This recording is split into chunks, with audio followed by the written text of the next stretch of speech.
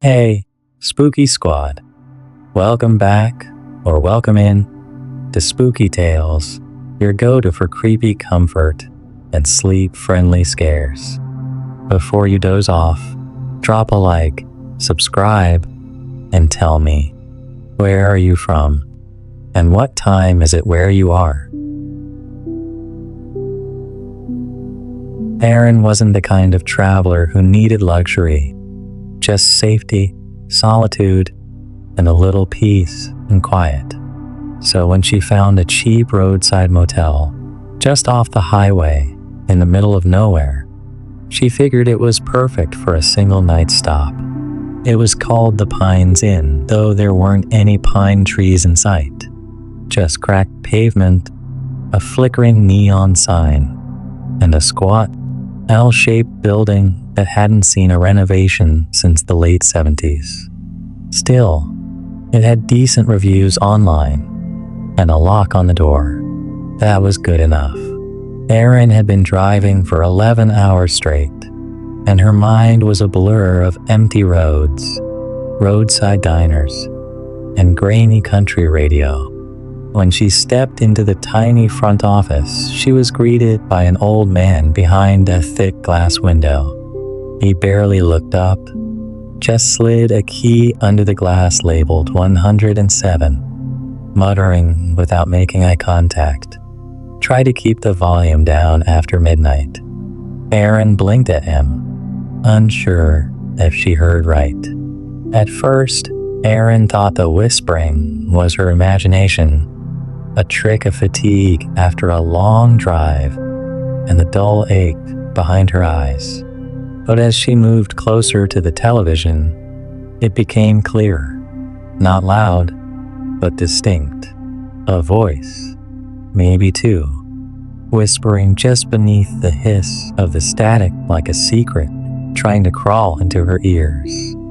She knelt in front of the screen, staring into the pulsing black and white noise. The longer she stared, the more she realized something was off.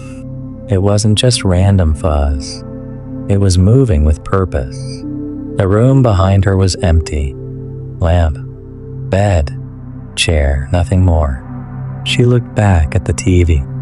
The screen was static again. But this time, the whispering returned, louder, faster, like it was layered, voices overlapping in a language she didn't understand. Erin's breath caught in her throat. Her real self, her actual body was not in bed yet, not asleep. And yet, the shadow figure on the screen leaned in close to her sleeping face and began whispering into her ear. Her eyes refused to close. She stared at the blank TV screen across the room, half expecting it to flicker to life again. But it didn't. Not that night. When morning came, the first thing she did was pack up. She didn't even brush her teeth, just grabbed her bag, shoved the room key under the office window, and got into her car. But before she left, she glanced back at room 107. The curtains were drawn now, tightly shut. Something about that seemed wrong. She hadn't closed them, and as she stared, the curtain twitched, just slightly, like someone was standing behind it, brushing the fabric as they watched her leave. Erin drove for hours without stopping, the tension in her shoulders refusing to ease even as the motel faded far behind her in the rearview mirror. The file ended abruptly.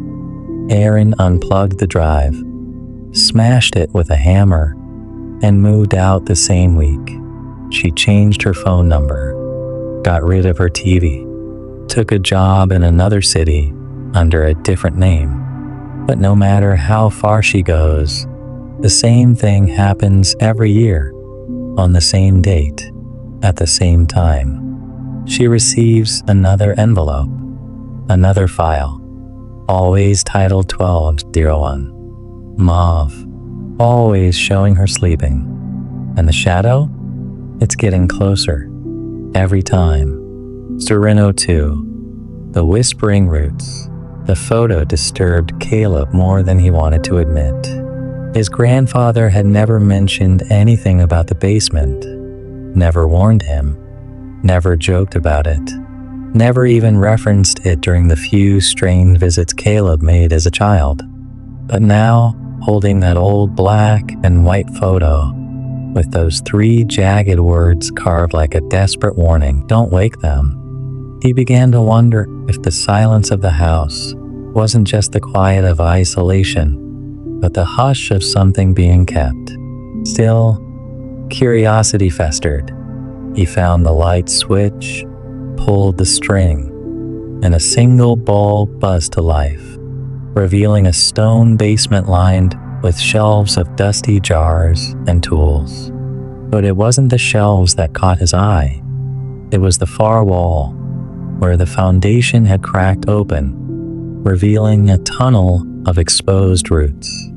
Thick, knotted, veiny things that pulsed slightly as if they were still alive. They trailed from the cracked earth across the floor and disappeared into the corners of the room. Caleb stepped closer and knelt. The roots were warm to the touch, too warm, and beneath them, he thought he heard something, like the faint rustle of breath or soil shifting deep below. He backed away quickly, heart pounding. He was sure he had closed it. He even remembered the satisfying click of the latch. But now the air that drifted up was moist and warm, carrying that same earthy, rotting scent. Something had moved in the night. He found fresh soil scattered across the bottom steps, as though something had climbed out. He grabbed a flashlight and crept downstairs, scanning the floor. No footprints, but the roots had grown. Overnight, they had thickened, some curling across the basement floor, weaving like veins, reaching slowly out from the soil like something was trying to be born from it. His scream never left his mouth. He bolted from the basement, slammed the door shut, and this time, he dragged the kitchen table over and wedged it tight. The whispers had returned, and now they weren't coming from the basement. They were inside the walls. Every window now looked into thick woods, where eyes blinked and disappeared like candlelight. He found the final letter in the attic, a page torn from a journal he didn't recognize. The handwriting was not his grandfather's. It read, "You don't bury the forest. It buries you. The roots remember everything. And when they wake, they want family." The last thing Caleb wrote in his notebook, before it too disappeared, was this: "The trees have grown into the attic." Dashboard. Sure enough, a live broadcast had been running for 20 minutes. Confused, she clicked into the archive, half expecting some kind of glitch or app bug. But what she saw wasn't a blank feed. It was her room. Right now, the same lighting, same chair, same clothes draped over the foot of her bed. Except, she wasn't in the video. The camera was pointed slightly off-center, and something moved in the background. Slow, crawling, and wrong. A tall, shadowy figure just barely visible, ducking into the corner where her closet stood. Jenna's heart pounded. She turned around.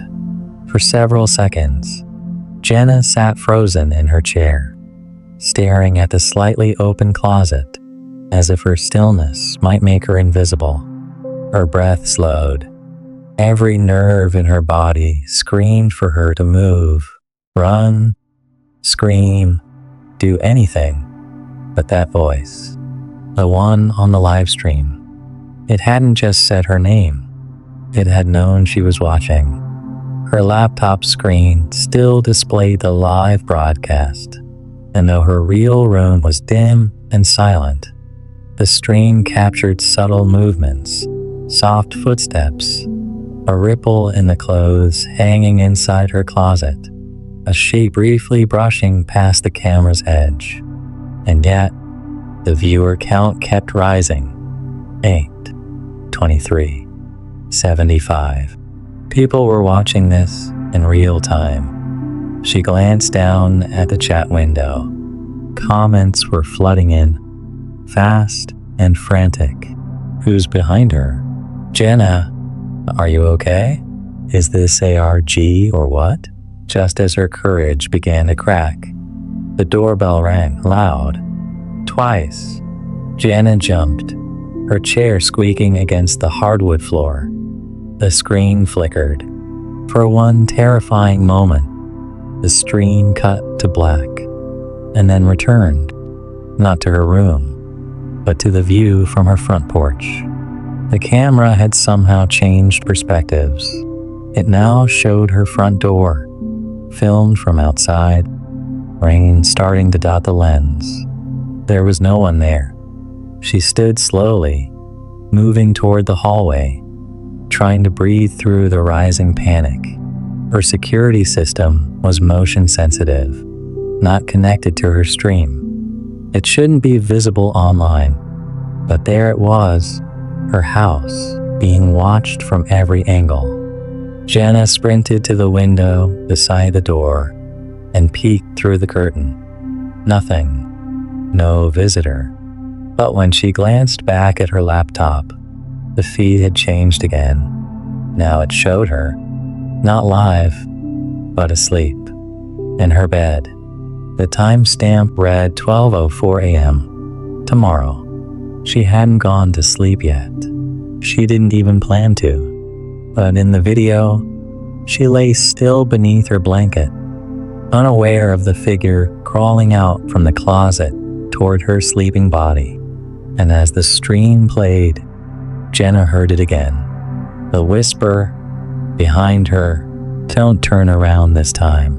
Jenna's breath caught in her throat as her brain tried to reconcile what she was seeing. How could a stream show her sleeping tomorrow? Was it pre-recorded? A twisted prank? But no, this wasn't some archived footage. There were things in that video, details, that hadn't yet occurred. An empty mug beside her bed that didn't exist in her room right now. A gash on her cheek she didn't yet have.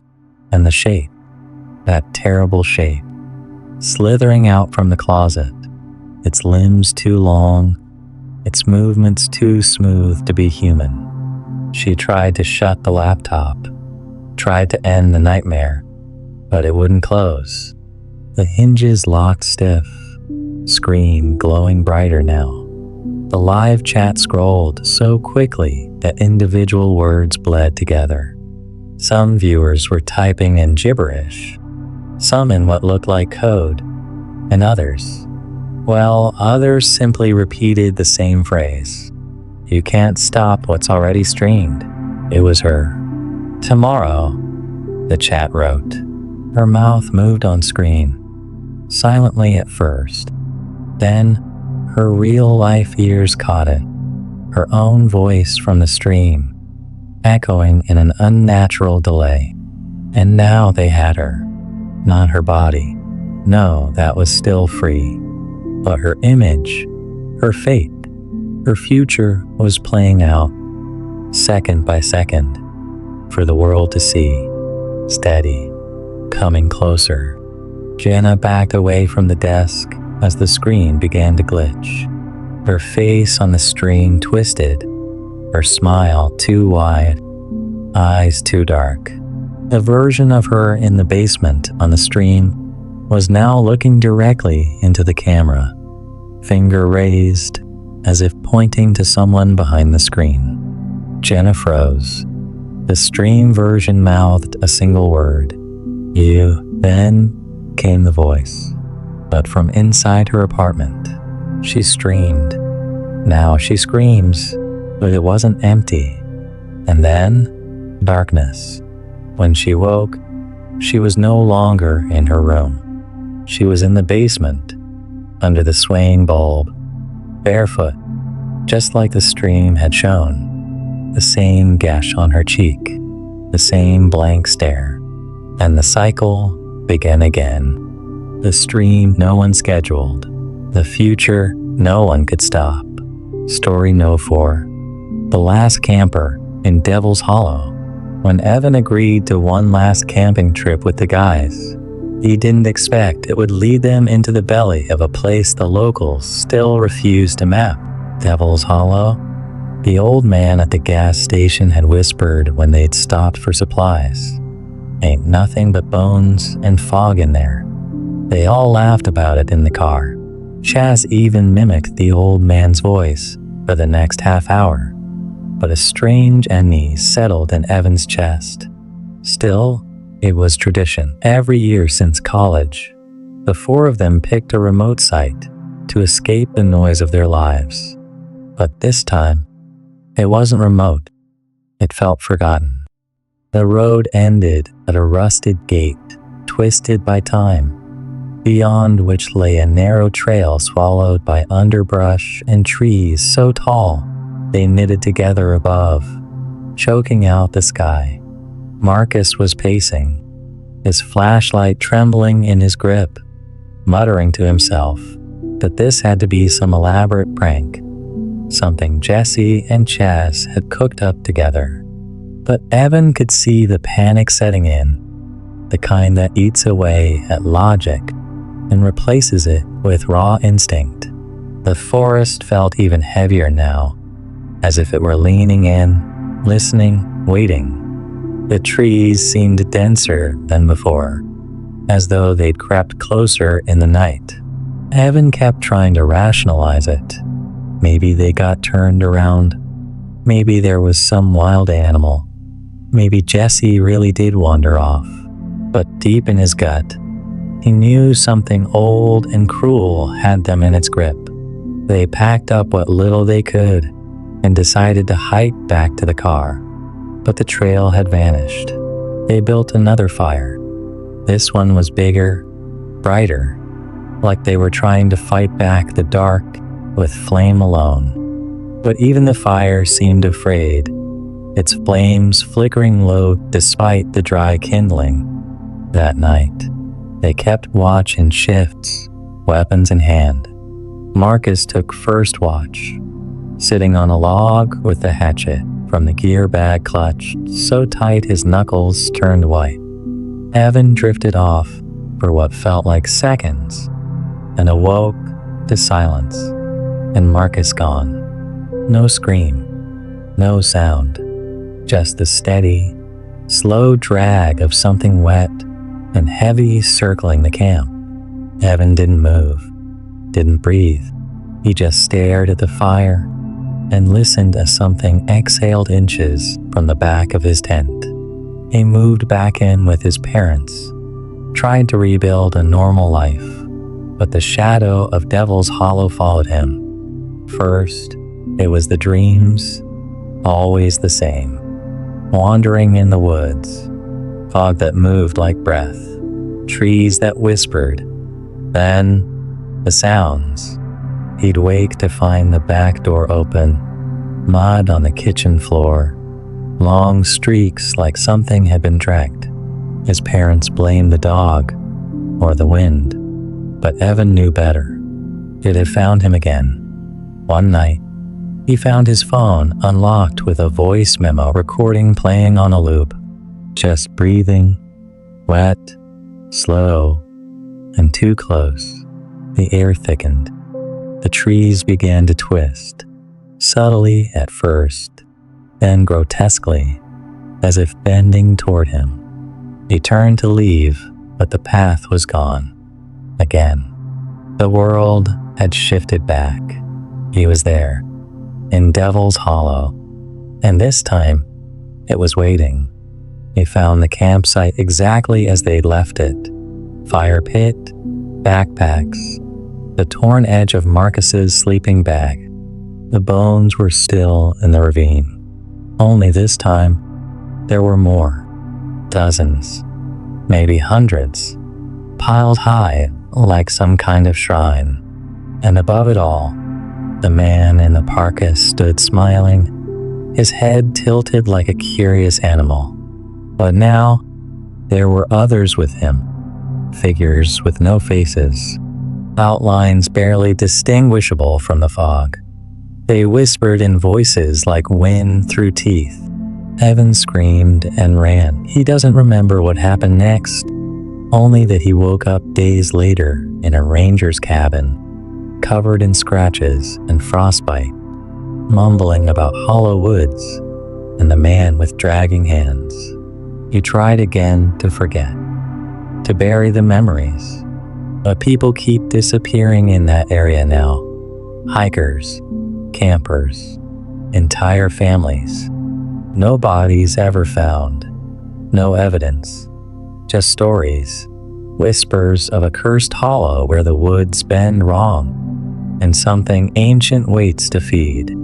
Evan no longer sleeps. He can't, because every time he does, he wakes up with dirt under his nails, and that dragging sound closer than the night before. He stopped answering calls.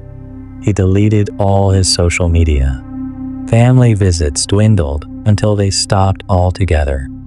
Everyone assumed he was grieving or broken. They didn't understand that Evan wasn't mourning loss. He was living with something still alive, something watching. He tried to end it once. Pills. A letter.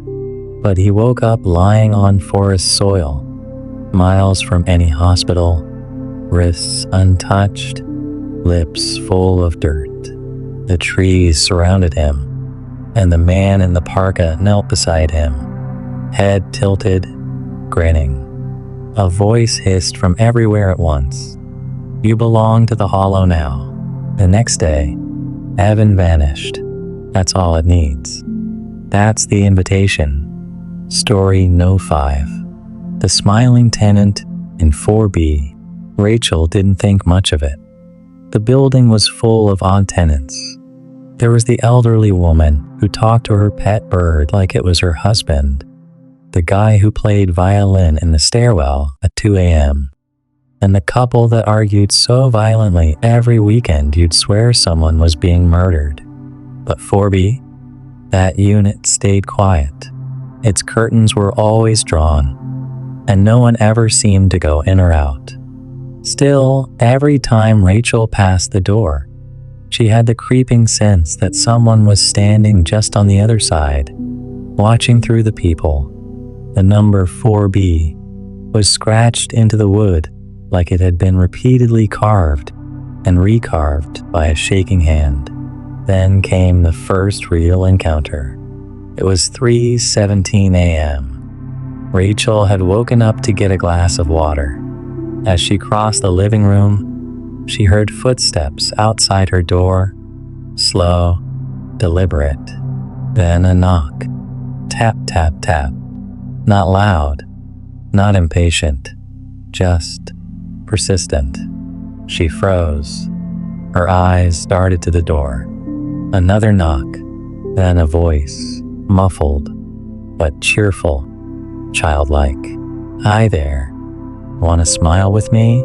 The next morning, she went downstairs to ask Mr. Stein about 4B. His face went pale the moment she mentioned it. "You don't answer him," he said quietly. "You never answer him. Just let him smile alone." Rachel thought about moving out that day, but the lease, her finances, and her stubborn pride all held her in place. Instead, she started avoiding her hallway at night. She triple locked the door. She left music playing while she slept, and she never, ever opened her door after midnight. Don't be shy. I've got such a nice smile. Smiling's free. Come smile with me. I saved one just for you. Some nights, he'd knock for 10 minutes straight. Other nights, just once, but always followed by the smell. And always, always, the sense that something was crouching just outside her door, inches from her face, grinning wide with anticipation. "Why? Don't run," he'd whisper. Her door unlocked itself. She heard the click, felt the chair fall over, and then, because the knocking followed, "Hi there," Rachel became a ghost in her own life, sleep-deprived, paranoid, always on edge. She covered every mirror, sealed every window, and refused to answer the door, even during daylight. The knocking was no longer just at night. Sometimes it came during lunch, sometimes at dawn. Once, it came from the inside of her closet. No one else ever seemed to hear it. Friends stopped visiting. Her job performance collapsed. She was spiraling, and deep down, she feared she wouldn't make it to next week. The user had posted a sketch, a face with a grin too wide, a neck too long, and no eyes. Rachel's breath hitched. It was him. He feeds on fear. Smiling is his infection. If he's knocking, you've already been chosen. The only way out is to give him what he wants, or make someone else answer instead. She covered her ears, hummed to drown it out. The knocking grew more aggressive, bam, bam, bam, until it stopped suddenly, replaced by soft scratching, as if long fingernails were tracing a slow, deliberate circle on the door. She waited. Minutes passed. Then, silence. She turned around and nearly screamed. Someone had written on her wall, in red again, fresh and wet, "You're smiling in your sleep, apartment 4B. The room was empty. No furniture, no remnants of the last tenant. Just a hollow space. And a mirror. She'd never seen it before. A tall, antique standing mirror placed directly across from the door, covered in a thick white sheet. Something about it felt wrong. She approached slowly, hands shaking, and pulled the sheet off. The mirror didn't show her reflection. Instead, it showed him. The smiling man stood there, grinning, head tilted. His body twitched in place like a broken puppet, jerking slightly as though trying to mimic breathing. And as Rachel stared, frozen, his grin widened. Then he raised his hand, slow and deliberate, and knocked on the other side of the glass. "You finally came home." Rachel screamed and dropped the sheet. The mirror cracked from the inside. She fled, not daring to look back, not even to close the door. She ran out of the building, barefoot, into the night, not stopping until she reached the next street over. And for the first time in weeks, there was silence. But in the morning, her phone buzzed with a new notification. A photo. She opened it. It was her, asleep in her bed, grinning from ear to ear. Rachel threw her phone across the room. The photo was time-stamped 3:19 a.m., exactly the time the knocking always started. She hadn't taken the picture. No one had been inside. The bedroom door had been locked, but there she was, lying on her side, fast asleep, smiling in that unnatural, stretched, hideous grin.